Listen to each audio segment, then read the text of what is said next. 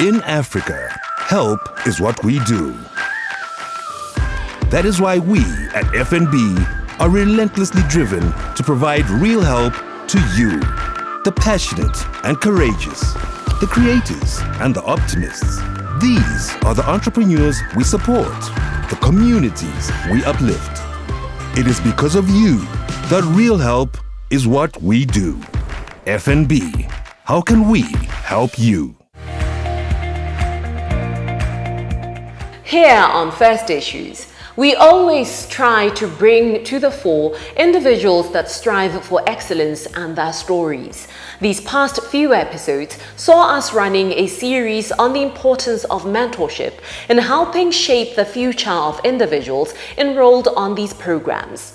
As our case studies, we engaged 4 women to speak on their experiences within a local mentorship program and how being mentees has helped them become better at what they do. Our first guest was 25-year-old Tlamelo Makati, a licensed drone pilot who is also a mechatronics engineer. She aspires to one day have her own research lab where she would use her qualifications to solve everyday problems.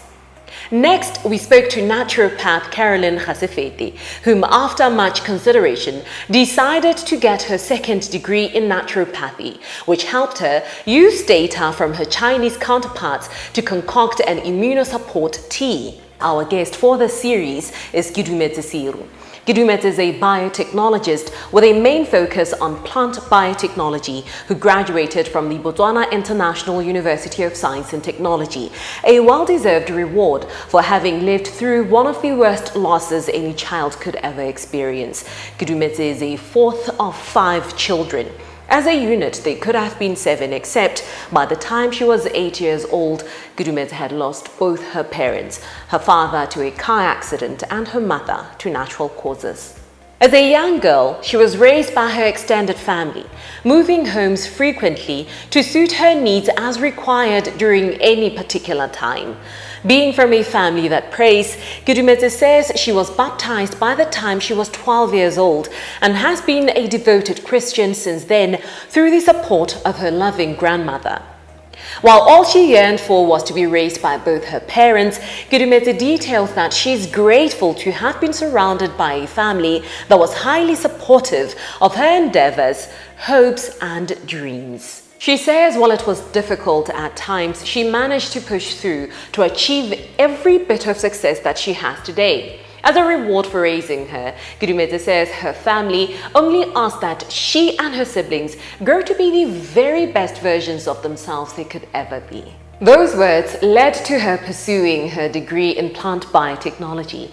But why this discipline? Kedumetse joins us now via WhatsApp call.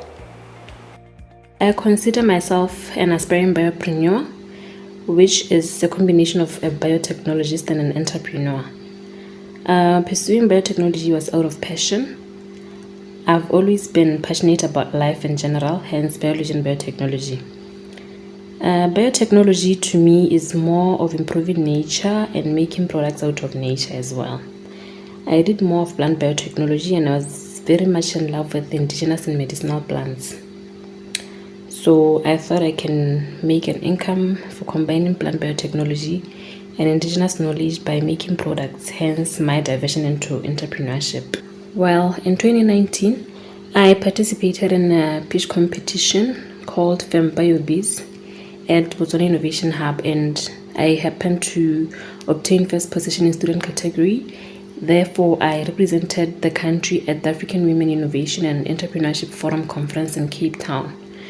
While I was there on my trip, I was contacted by Homolemo Madikhetla, otherwise known as Lolo, that we link up when I get back, and we did link up, and she offered mentorship, which I was glad to accept. In your line of expertise and where you wish to see yourself in future, what have been some of the hurdles that you've encountered, especially as a woman? Well, professionally, I got to realize that a lot of courses in the areas of science, engineering, and technology in our country are still not on demand as we had expected, or rather are deemed irrelevant to our local market. because I stay wondering if the scopes are not well understood or what. And it's said that the other day I called internship office to inquire how far I am to be placed for internship. And guess what I was told? I was told that it happens that once in a year, only a single biotechnologist can be requested to go for internship. So you can imagine how many of us have graduated, and if only one graduate is being put up for internship, then it says something about the profession we are in. And as a young woman, I'm not really complaining much about that, because of recent, women have been getting a lot of opportunities that even male counterparts haven't been getting. For instance, there was a Cedar University challenge. If it was won by a female student, then she'd get more prize money than what a male counterpart would get. Kedumetse, while mentorship programs are nothing new, do you think that people realize their importance, more so your peers, that is young people? Well, I honestly believe that we don't always appreciate the need for certain things in our lives until we are introduced to them. As for young people, we don't really realize the importance of mentorship for many reasons, some of which can either be because the mentorship definition comes across as vague and we can't really relate to why we need it, and sometimes it's that we don't even know when or why we should seek mentorship. It is only when you are in a space where you feel that now my thoughts are haphazard, when you get to realize that you need a bit of assistance in arranging your thoughts, that mentorship comes to mind. In closing, I would like for you to tell us what your future plans are in relation to this path that you've chosen for yourself. Where do you hope it leads you?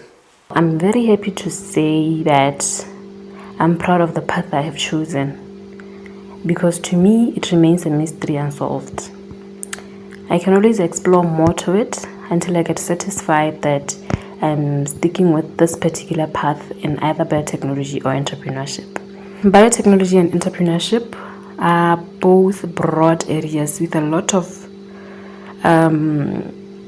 areas to explore under each. So I'm glad to mention that I recently got approved by the health board to practice as a biotechnologist in health setups, something that I've always longed for. So this opens up opportunities for me to work in vast environments in the health setup, and also I'm able to work in other areas other than just the health setup. I can work in schools as a research assistant, a lab technician, etc. I haven't only been focusing on biopreneurship, if I might say. I went into graphics designing and company secretarial services, and with those I'm able to earn some money while I work towards being the ultimate biopreneur in the future, which is my ultimate goal. In Africa, help is what we do. That is why we at FNB are relentlessly driven to provide real help to you, the passionate and courageous, the creators and the optimists. These are the entrepreneurs we support, the communities we uplift. It is because of you that real help is what we do. FNB, how can we help you?